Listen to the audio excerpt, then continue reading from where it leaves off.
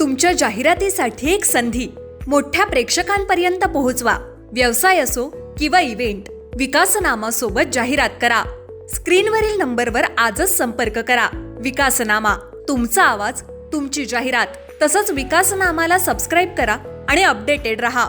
नमस्कार, मी विकास मिरगणे. विकासनामा डिजिटल प्लॅटफॉर्ममध्ये आपलं सर्वांसोबत चर्चा करतोय. कर्जतच्या राजकारणासंदर्भामध्ये जिल्हा परिषदेच्या निवडणुकी दृष्टीने जे आहेत ते उमेदवार जाहीर करण्यात आलेले आहेत. बाबू घारे, नारायण डामसे, श्रद्धा साखरे आणि चौकमधून एक महिलांना देण्यात आलेलं आहे.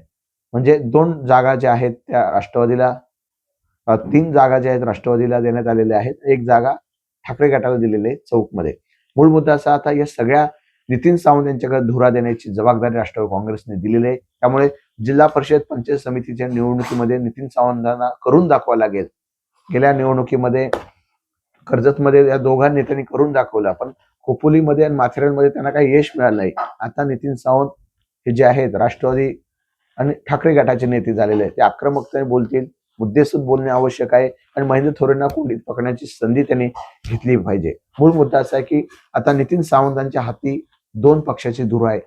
आधी सुधा घारे लीड करत होते, ते मात्र आता या प्रकरणामध्ये सध्या तरी ते येतील की नाही ही शाश्वती नाहीये. याच अनुषंगाने आता पूर्णपणे नितीन सावंत यांच्याकडे जबाबदारी आणि त्यांनी करून दाखवावं. कारण पंचायत समिती आणि जिल्हा परिषदेमध्ये भाजप किंवा राष्ट्रवादी युती होऊ शकते.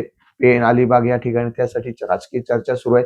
पण नितीन सावंतांना सगळ्या उमेदवारांशी चर्चा करावी लागेल, तर लोकांपर्यंत जावं लागेल. काय स्ट्रॅटेजी आहे की तिथला उमेदवार कोण, इथला उमेदवार कोण, राष्ट्रवादी काँग्रेसला किती जागा द्यायच्या, शिवसेनेला किती जायच्या, ठाकरे गटाला, हे सगळ्या अनुषंगाने चर्चा करावं लागेल.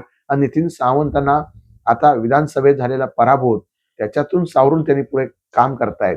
मूळ मुद्दा असा आहे की त्या लोकांपर्यंत, मतदारांपर्यंत जाण्याचा प्रयत्न, स्ट्रॅटेजी, प्रचार सभा, रॅली, गावागावामध्ये प्रचार, गावामध्ये जोश उत्साह शिवसेनेकर राष्ट्रवादी काँग्रेसमध्ये आणणं. कारण शेवटी सुधा घारे नाहीये, त्यामुळे राष्ट्रवादी काँग्रेसच्या नेत्यांना जवळ घ्यावं लागेल, त्यांच्या कार्यकर्त्यांना जोश आणावं लागेल. मी आहे नेता असं सांगावं लागेल की बाबा काही घाबरू नका, राष्ट्रवादी आपलीच आहे. ही भूमिका नितीन सावंतांना पार पाडावी लागेल आणि नितीन सावंतांनी ते करून दाखवलं गेलं पाहिजे.